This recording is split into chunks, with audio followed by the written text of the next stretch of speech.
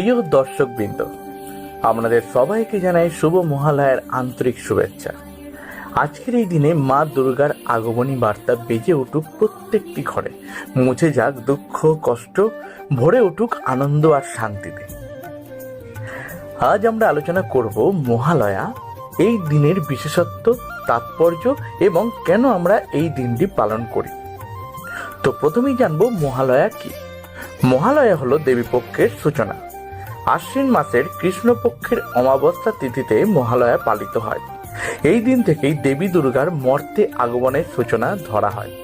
তাই এই দিনটিকে দুর্গোৎসবের ভূমিকা বলা হয়।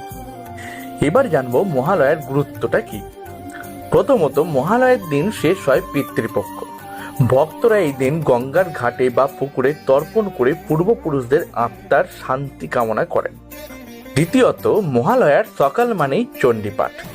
আকাশবাণীর মাধ্যমে সম্প্রচারিত বীরেন্দ্র কৃষ্ণ ভদ্রের কণ্ঠে মহিষাসুর মর্দিনী শুনে বাঙালির উৎসব শুরু হয়ে যায়। আর তৃতীয়ত, এদিন থেকেই দেবীপক্ষ শুরু হয়। বিশ্বাস করা হয় দেবী দুর্গা কৈলাস ছেড়ে তার সন্তানদের নিয়ে মর্তে আগমন শুরু করেন এই দিন থেকে। আচ্ছা, এবার জানবো কেন এই মহালয়া পালন করা হয়।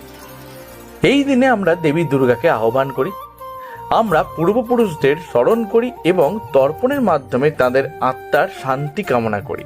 সঙ্গে থাকে এক অপূর্ব সাংস্কৃতিক আবেগ, চণ্ডীপাঠ, আগমনী গান আর উৎসবের আবহ।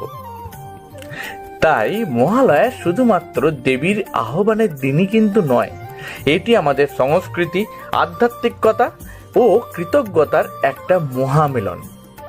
এই মহালয়ার প্রভাব আমাদের প্রত্যেকের জীবনে আনুক নতুন আলো, নতুন আশার বার্তা। আপনাদের প্রত্যেককে শুভ মহালয়া।